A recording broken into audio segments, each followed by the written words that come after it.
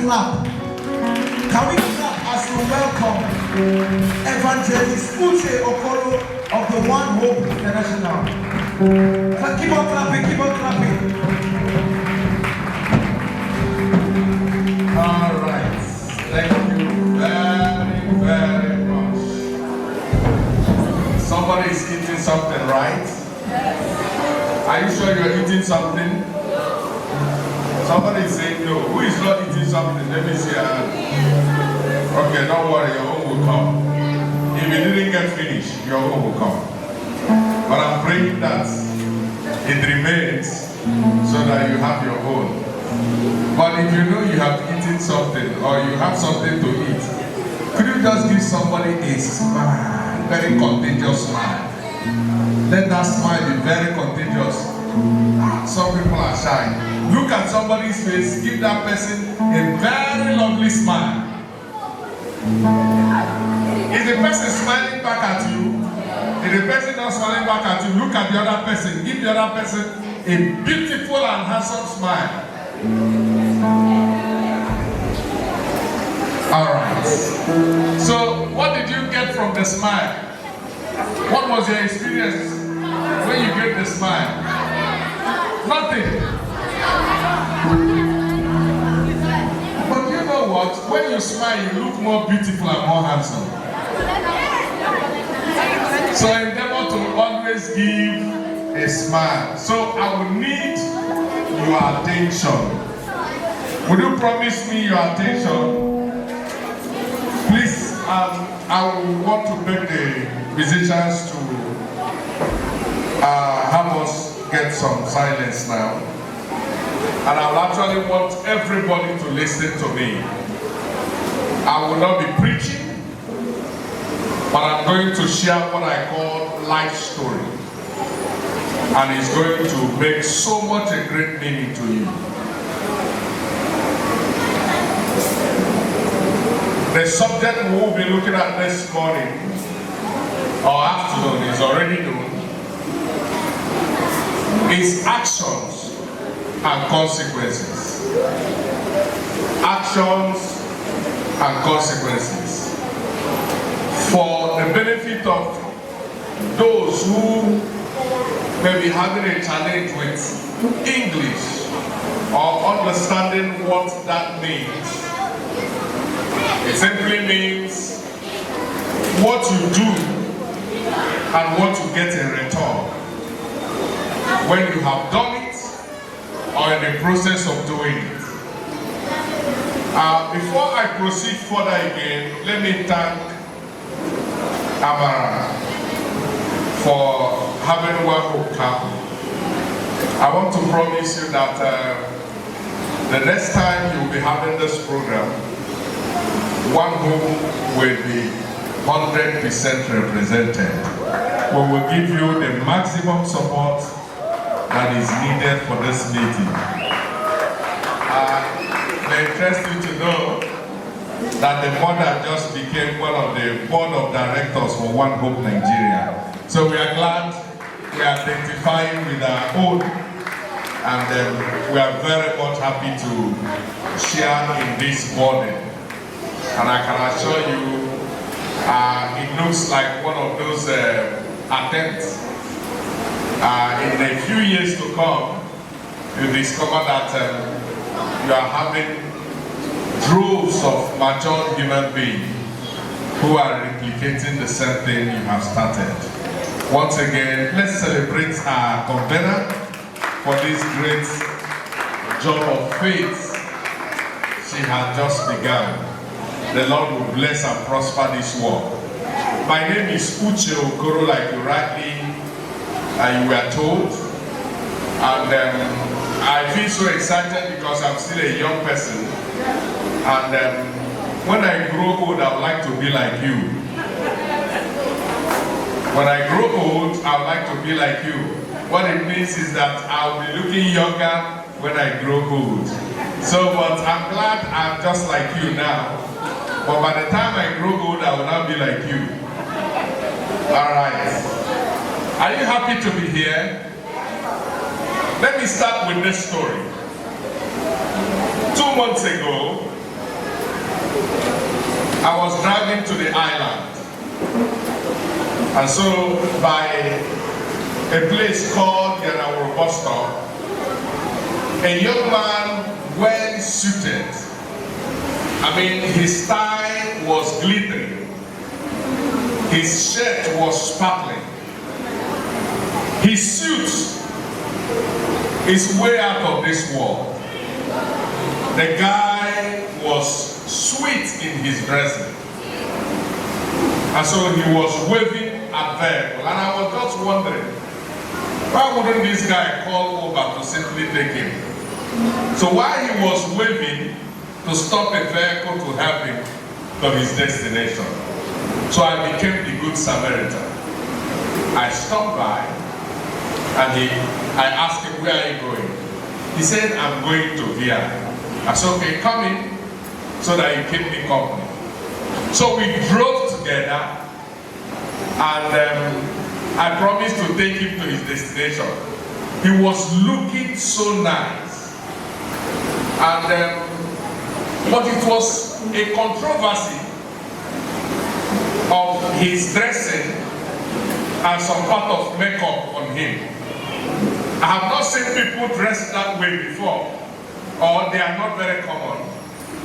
On his suit, I saw him with earring, and I saw the hairdo was like that of ladies. You know, I saw one of the musicians have similar hair. Yeah, his hair was just like that of the musician there. And so, we were making the trip together, and I asked him a question. Where are you actually heading to? That your dressing, your clothing is not complementing the other two. I've not seen people dress this way, like this, well with tie. He said, well, I am attending a job interview. And immediately he said, a job interview. My heart was arrested. And in my heart, what I said, if I'm the one interviewing you, you have failed already on arrival. Well, to encourage him, I said, well, don't you think you don't need the earring? You don't even need this kind of hairdo? And I now asked him, which company are you attending the interview? He said, it's Shell. You know, Shell is an oil company. So I'm attending the job interview in Shell. Wow. I was already feeling pain for him. And I said, well, what do you think about the earring you're wearing and the hairdo? He said, it's not as if I liked it, but some of my friends are having it, so I feel like joining them so that I will look like them. And I said, is that really what you want for life? He said, well, that is, I feel very soon I'm going to stop it. But I was just trying to copy my friends and look like them. I said, well, one thing I will have to tell you is this. If actually you want to go further in this, I think there is some changes you need to make. And I don't know who is your role model. But for me, I'm a Christian and a good one for that matter. My role model is Jesus. And I feel I should copy him. I was able to get his number. And I said, I will pray for you to do well in this job interview. But put a call back to me, let me know how it went. And so the guy was excited, he became my friend, and we exchanged our numbers. And I dropped him off. Now, 2 hours later, a call came, and it was this my handsome looking friend. And he said to me, he said, guess what? I said, I can't guess where. Just tell me. He said, in the job interview, I came first. I said, wow, congratulations. And he said again, but I can see you look like a prophet. I said, what does that have to do with the job interview? He said, they turned the job down on me because of my dressing. They said, we don't employ people that wear earrings and have this kind of hairdo in this place. But from the job, from the interview, you came number one. But we have decided to choose number two because you did not meet our standard. Now, to everyone seated here, I don't have to live my life for another. Remember when I started, I asked him a question. Do you really cherish dressing this way? He said, no. Just because I saw my friends dress this way, that is why I wear earrings and I have that kind of hairdo. That got him missed opportunity of earning as much as 2 million naira in 1 month. He missed that opportunity just for the sake of trying to look like others. Now, you are somebody special. You are special in your look. You are special in your personality. The traits, the positive traits in you are very special. This is why God allowed that to remain in you.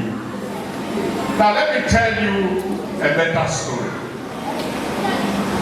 So many years ago, I was born like every other person. Somebody is making noise. Who is making noise there? I need your attention now. I was born like every other person like you.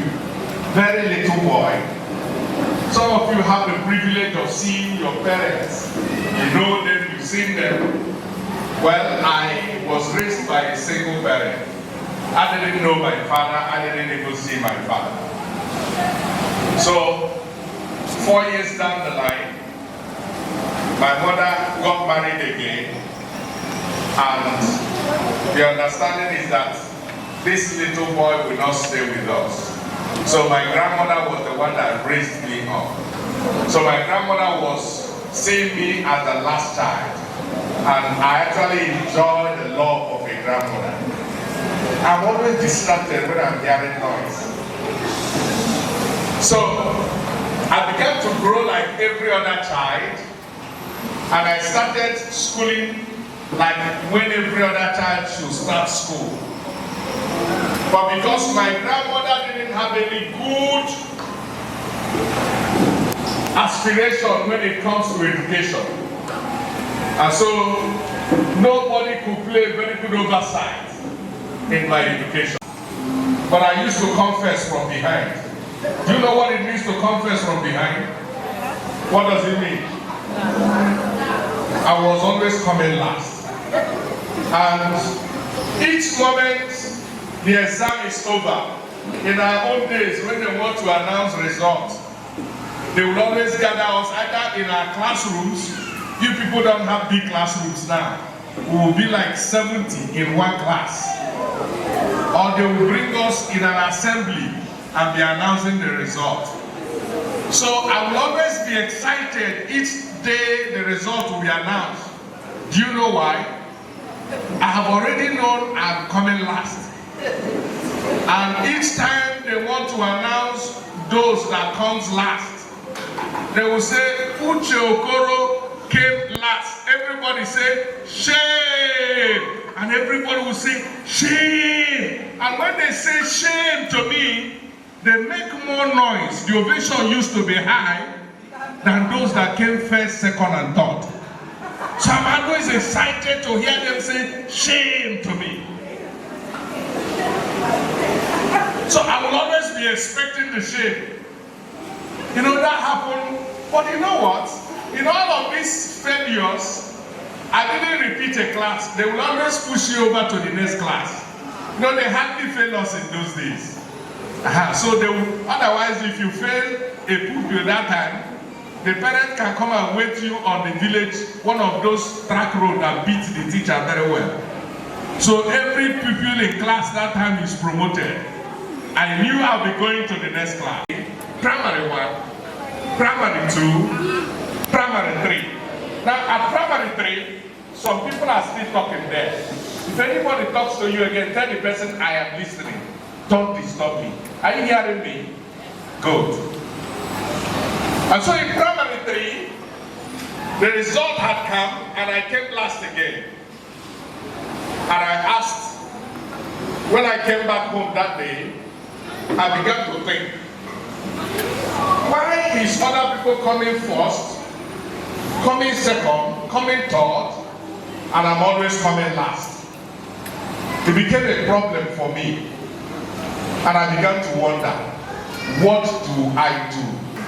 Now listen, when in primary 3, I got home, I told my grandmother that she needs to help me buy books for those going to primary 4, that I want to start reading before the school resumes. And my grandmother loves me so much. So she called my uncle and he went to the market, got all of the books I need to read in primary 4. And so I began to read those books. I read them both morning and night. I don't just read them, I began to memorize them. In fact, our English textbooks in primary 4, I memorized over 60 pages. And I had them stored in my brain. So if the teacher, when we resume in primary 4, the teacher will say, let's bring our Macmillan English book 4, let's start reading. I don't wait for people to open, I start reading without opening the book. And so I became a little superstar. And so people were now wondering, where is he reading from? I have spent so much time to digest every letter in those books. I began to practice some of the things I have not been doing before. I carefully told myself that your play have to reduce. I reduce my play. I reduce some things I have been doing before that I feel have been a challenge to me. And you know the outcome. In first term in primary 4, we were 58 in class. And out of the 58 in class, in fact, because of me, the headmaster now said that the announcement of results in class will not hold any longer. That is going to be in the assembly. So in the assembly, they brought a very big table like this. And you know, when headmaster brings table in an assembly with a long cane, something has gone wrong. And so the table was placed, and the next thing I heard is, where is Uche Okoro? And when I heard Uche Okoro, with the cane headmaster is holding, I wee-weed on my knicker. Because you cannot stand the headmaster's cane. I was just shivering. What have I committed? Is it because I have come last again? Maybe they have decided to punish last people that came last this time. So the table was placed, and they said, bring him, bring him.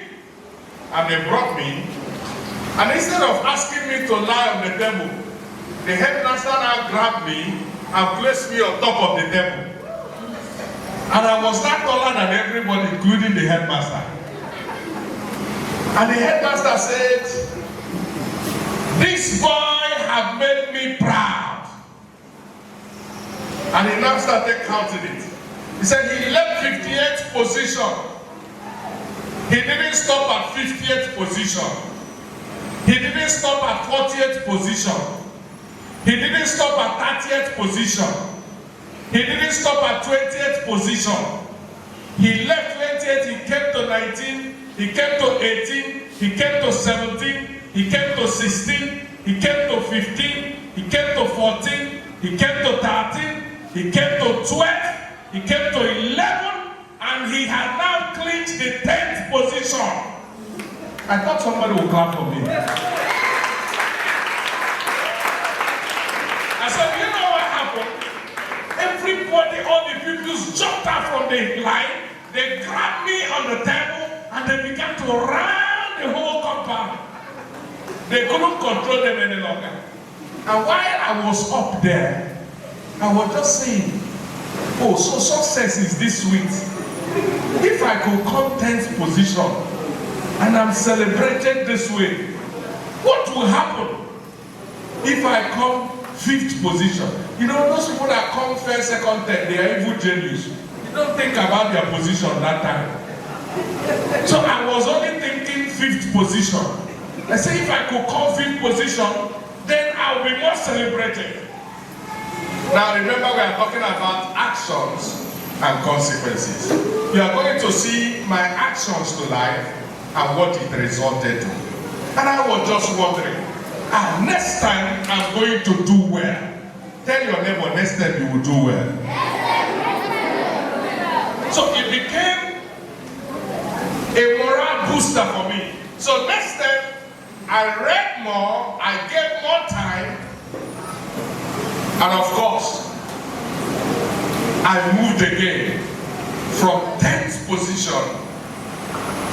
Surprisingly, I left 9th position, left 8th position, left 7th position, left 6th position, left 5th position, left 4th position, and came to 3rd position.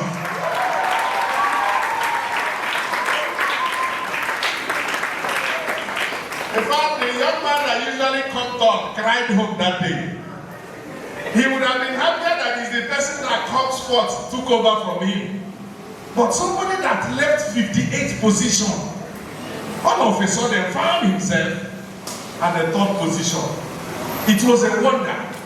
And of course, what do you think that will happen to those coming 1st and 2nd? Yeah. They became very much afraid. In fact, everybody comes to touch my head. What is in your head? Is the book inside your head. Everybody is feeling good. And now I discovered that those that didn't want to be my friend before became my friend.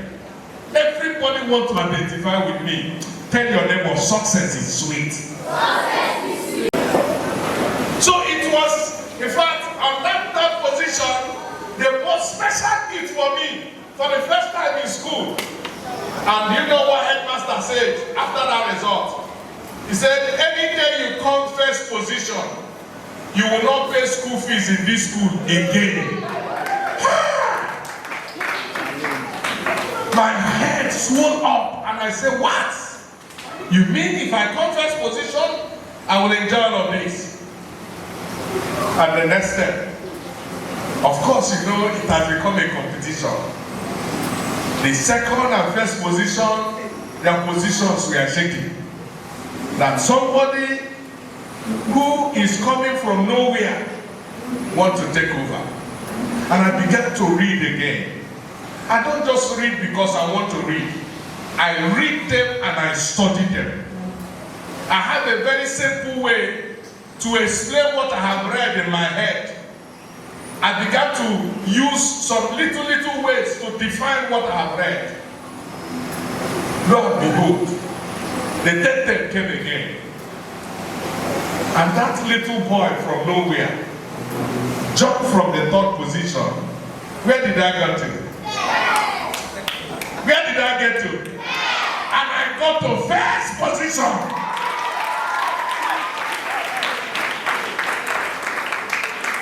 I became a little celebrity in the school. From that primary 4, even those in primary 6, they now respect me. I became a little god. And I discovered that when you are standing in whatever you are doing, you will be celebrated. So I became a celebrity. But now listen to me. From the top 10 in primary 4 until I finished my primary school, I didn't go to 2nd position. I maintained the 1st position. And when the common entrance came, I had the 2nd best result in my local government. By that result, I should be in a government secondary school, right? But you know what? Because I had a grandmother who never believed so much in education.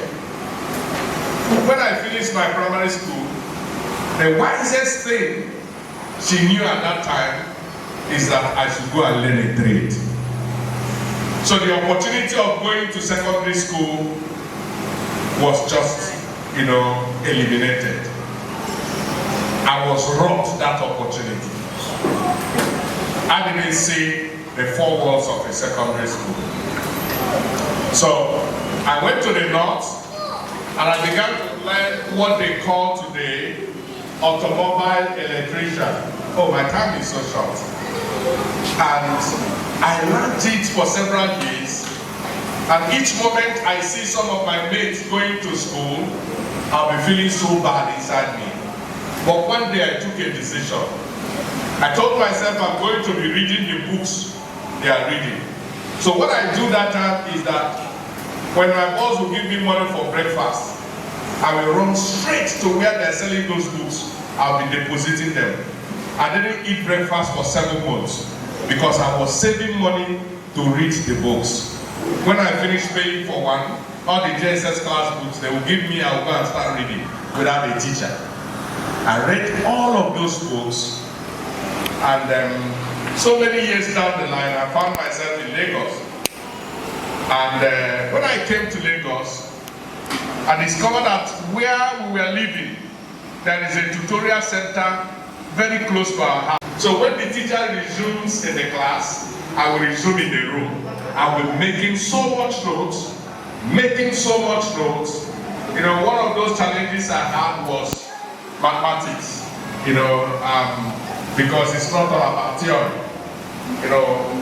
but gradually over time, because of how I identified myself with God. One of those days I was praying, I said, God, teach me mathematics. And how God brought formulas into my head on how to solve mathematics is what I cannot tell up to you now. And I wrote, one of those days I came out and I told the man managing the center, I said I want to write GC. The man looked at me. I said, look at your house here, we are having lesson here, you couldn't come. People like you cannot pass. You give me some questions, let me solve, and let's see if I can do that.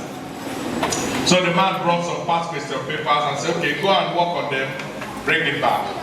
So when I worked on them and brought it back to him, he marked them.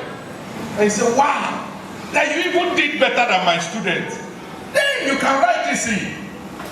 It was then I told him, I said, the person talking to you have not even gone to secondary school. Man said, no, it's not possible. So how did you do it?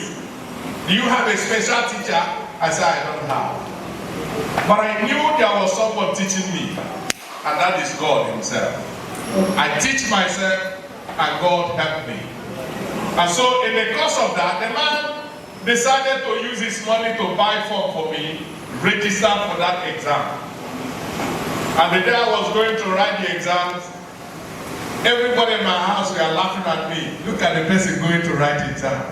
They're going to write this, you've not been to secondary school, how will it happen? But you know what?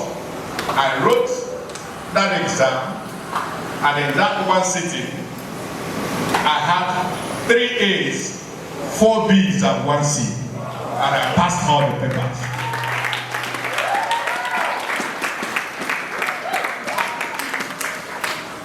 Because of the time, today, I'm a graduate, I have master's degree, but I'm doing another degree again, and I know that very soon I'll do my PhD, so that it will be complete.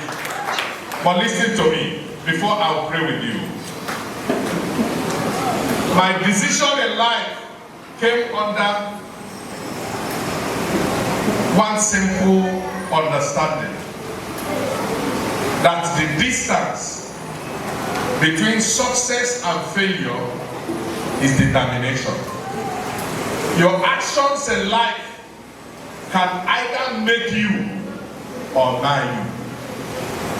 The decision revolves around you. If I had felt undecided to, sum it up in my life that, oh, my parents couldn't help me to go to school, I would remain where I used to be many years ago.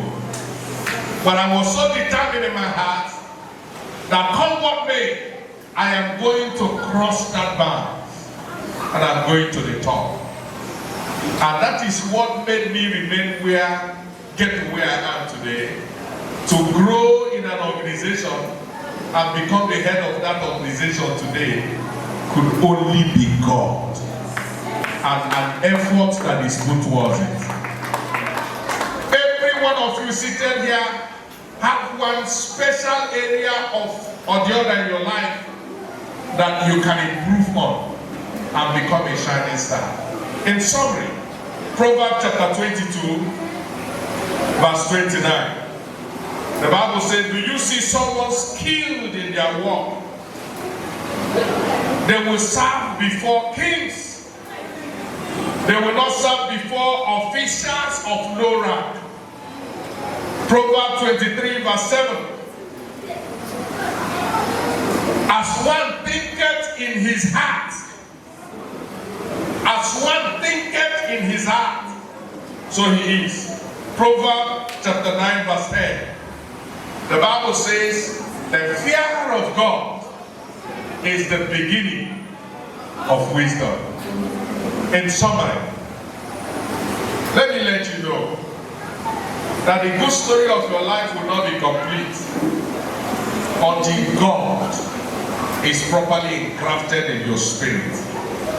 There is no height, there is no distance you cannot get to in life if your wisdom comes from God.